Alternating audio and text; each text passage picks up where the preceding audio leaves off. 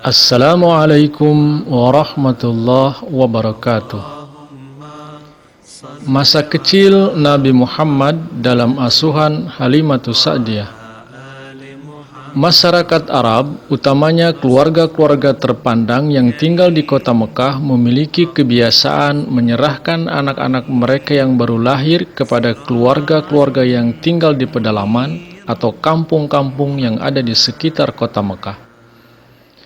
Adapun tujuannya adalah agar anak-anak itu tumbuh dengan sehat, tidak tercemar oleh udara kota Mekah yang buruk yang kadang-kadang suka diserang oleh wabah penyakit. Jika anak-anak tinggal di pedesaan, mereka akan menghirup udara segar dan bersih, bebas dari polusi dan terlindung dari wabah penyakit. Mereka akan diajari bahasa Arab asli, mempelajari adat kebiasaan dan budaya orang-orang Arab. Bayi-bayi itu akan disusui dan dirawat oleh keluarga-keluarga di kampung hingga mereka berusia 5 hingga 10 tahun. Setelah itu mereka akan dikembalikan kepada ayah dan ibunya.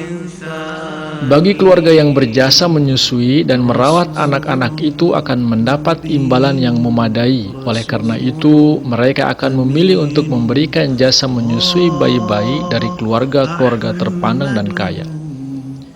Ibu-ibu dari berbagai kabilah itu biasa datang ke kota Mekah untuk mendapatkan bayi yang dapat mereka susui. Di kalangan kabilah-kabilah pedalaman yang terkenal dalam menyusukan ini diantaranya ialah Banu Sa'ad yang tinggal di sebuah kampung dekat kota Taif. Dari antara wanita-wanita Banu Sa'ad yang biasa memberi jasa menyusui adalah Halimah binti Abu Duhaib. Seperti wanita-wanita lainnya yang tidak berminat untuk menyusui Muhammad, Halimah juga awalnya enggan menyusui Muhammad karena beliau anak yatim dan dari keluarga miskin. Sudah barang tentu upaya yang nanti didapatkan akan sedikit. Namun Halimah tidak mendapatkan bayi lain dari kalangan keluarga kaya, sehingga ia memutuskan untuk menerima Muhammad untuk disusuinya. Pada hari ke-8 setelah Muhammad dilahirkan atau setelah beberapa bulan dilahirkan, Halimah pun datang untuk mengambil Muhammad sebagaimana yang telah ia janjikan. Aminah kemudian menyerahkan Muhammad kepada Halimah. Sebelum dibawa oleh Halimah, Nabi Muhammad setelah dilahirkan pernah disusui terlebih dahulu oleh Suwaibah. Ia seorang budak wanita Abu Lahab yang kemudian dimerdekakan. Bahkan terdapat sumber yang menerangkan bahwa Suwaibah menyusui Muhammad hingga 4 bulan lamanya. Selain menyusui Muhammad, Suwaibah juga pernah menyusui Hamzah bin Abdul Muttalib dan Abdullah bin Abdul Asad. Setelah kenabian, Suwaibah pun beriman. Suwaibah sangat dimuliakan oleh Nabi Muhammad dan Siti Khadijah. Selama dalam asuhan Halimah, Muhammad disusui oleh Halimah dengan penuh tanggung jawab dan ketekunan hingga 2 tahun lamanya. Setelah disapih, beliau tetap tinggal bersama Halimah. Kehadiran Muhammad merupakan berkah yang tak terhingga besarnya bagi Halimah dan keluarganya. Ternak kambingnya gemuk-gemuk dan susunya pun berlimpah, sehingga ia bisa memberi minum susu segar bagi anak-anaknya dan juga Muhammad. Mereka pun hidup dengan sejahtera dan bahagia. Selama 2 tahun Muhammad tinggal di Sahara, disusukan oleh Halimah dan diasuh oleh Saimah, putri Halimah.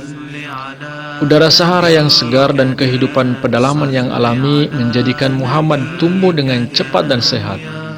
Setelah cukup 2 tahun dan tiba masanya disapi, Halimah membawa Muhammad kepada ibunya, sehingga Aminah bisa melepas rindu kepada buah hatinya itu. Sesudah itu Halimah membawanya kembali ke rumahnya. Hal ini dilakukan karena kehendak dari Aminah sendiri. Muhammad dibawa kembali supaya terus tumbuh dengan sehat daripada harus tinggal di kota Mekah yang udaranya tercemar. Juga memang dikhawatirkan dari adanya serangan wabah penyakit di kota Mekah. Selama sekitar 2 tahun berikutnya, Muhammad kembali tinggal di kampung Banu Sa'ad, menikmati udara pedalaman yang jernih dan bebas, dan belajar bahasa Arab yang murni. Muhammad tinggal pada keluarga Sa'ad dalam asuhan Halimah sampai usia 5 tahun. menghirup jiwa kebebasan dan kemerdekaan dalam udara Sahara yang lepas itu. Dari kabilah ini ia belajar mempergunakan bahasa Arab yang murni, tradisi dan budaya baik dari masyarakat Arab asli. 5 tahun masa yang ditempuhnya itu telah memberinya kenangan yang indah sekali dan kekal dalam ingatan Nabi Muhammad. Setelah Nabi Muhammad dewasa, kemudian menikah dan diangkat menjadi nabi, beliau tidak pernah melupakan Halimah dan Banu Sa'ad atas jasa-jasa mereka mengasuh dan merawat beliau sallallahu alaihi wasallam. Nabi Muhammad senantiasa memuliakan dan menghormatinya. Bila Halimah datang mengunjungi Nabi Muhammad dan Khadijah, maka akan digelar alas duduk yang terbaik untuk Halimah.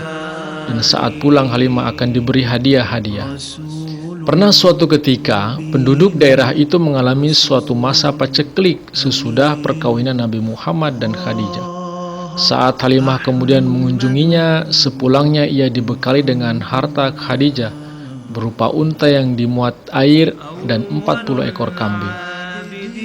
Kemudian peristiwa lain terjadi, jauh hari kemudian setelah peristiwa hijrah ke Madinah, saat terjadi peperangan dengan pihak Hawazin, Saimah, putri Halimah berada di bawah tawanan bersama-sama pihak Hawazin setelah Taif dikepung, kemudian dibawa ke hadapan Nabi Muhammad. Beliau sallallahu alaihi wasallam segera mengenalnya, sehingga Saimah pun dibebaskan dan dikembalikan dengan hormat kepada kabilahnya tanpa tembusan apapun. Demikianlah Nabi Muhammad melewati masa kecilnya bersama keluarga Halimah dari Banu Sa'ad. Simak kelanjutan kisahnya di episode keempat, bagaimana Nabi Muhammad melewati masa kecilnya tanpa ayah dan ibu. Terima kasih. Assalamualaikum warahmatullahi wabarakatuh.